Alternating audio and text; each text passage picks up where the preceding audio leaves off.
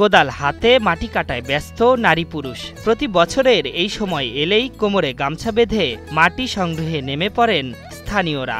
বিশেষ এই মাটি আগামী ৬ মাস তাদের চুলো জ্বালাতে সাহায্য করবে।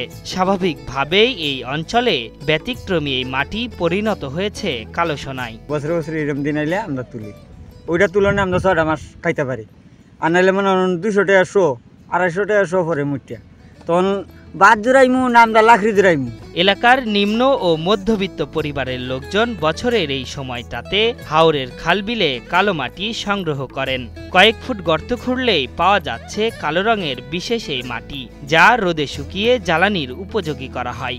সুবিধা তো মনে করো লাকড়ি তুলনে গ্যাস আনন্দ না ফুলা ফুরিলে খাইতে পারি। এই দেখি আর নাহলে চাউলের বস্তা হয়েছে ধরেন দাম বেশি, এখন লাকড়ি কিনা মন আমরা চাল কিনা খাই। গত ১.৫ থেকে ২ যুগ আগে হাওর অঞ্চলে এই মাটির সন্ধান পান স্থানীয়রা। শুষ্ক মৌসুমে ৮ থেকে ১০ দিন গর্ত খুঁড়ে কয়েক ফুট মাটির নিচে গিয়ে ২ থেকে ৪ ফুট স্তরের কালো মাটি সংগ্রহ করা হয়। গ্যাস কিংবা অন্যান্য জ্বালানির দাম বেশি হওয়ায় বিকল্প জ্বালানি হিসেবে ব্যবহার হচ্ছে এই কালো মাটি।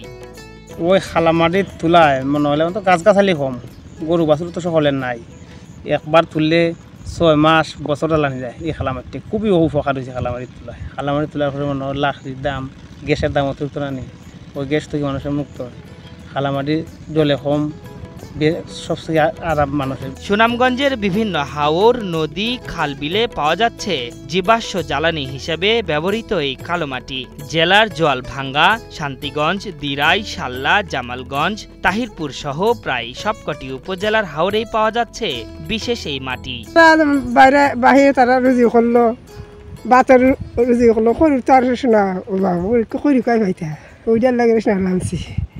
খড়ি গরু না বাছরও না, কিতা জ্বালাইতে হ্যাঁ তুমি এবার তুমি দিন না ৪টা ভাতা তুমি জ্বালাইলে হ্যাঁ তো বাইরে মানুষের কিন্তু পানি পুকুর পানি বাদ জুড়াইব না লাকড়ি জুড়াইব। ভূ প্রকৃতির ইতিহাস থেকে জানা যায় একসময় হাওরাঞ্চল বনাঞ্চলে সমৃদ্ধ ছিল। প্রাকৃতিক কারণে এই বনাঞ্চল মাটির নিচে চাপা পড়ে যায়। বছরের পর বছর মাটির নিচে থাকা গাছের ডালপালা মাটির সঙ্গে মিশে জীবাশ্ম জ্বালানিতে পরিণত হয়। শত শত বছর ধরে মাটির নিচে থাকা গাছের এসব অংশ পচে নরম হয়ে কালো মাটিতে রূপান্তরিত হয়, যা বিজ্ঞানের ভাষায় পিট কয়লা নামে পরিচিত। কোনটা যদি সাপ এক থাকে এটা বেশি কুদা লাগে, আর কোনটা তো মনে করো ১-১.৫ গেলেই বাড়ি যায়, গাতা যায় ডাইডা। আর যারা তুললে নিল ফেরারও লাকড়ি থেকে বাঁচলো, পয়সা থেকে বাঁচলো। পরিবেশবাদীদের মতে ভূগর্ভস্থর উপরিভাগে থাকা এই মাটি এক প্রকারের কয়লা। সংগৃহীত এই পিট কয়লার কার্বন নির্গমনের পরিমাণ বেশি হওয়ায় এর উত্তোলন ও ব্যবহার বিধিতে সতর্ক থাকার পরামর্শ এই পরিবেশবাদীর। হাওরে হাওরে প্রাপ্ত কালো মাটি মূলত এক ধরনের কয়লা, যার মধ্যে কার্বনের পরিমাণ সবচেয়ে বেশি। প্রতি বছরই শীত বসন্তে হাওরে হাওরে সেই কয়লাগুলো স্থানীয় জনসাধারণ তুলেন।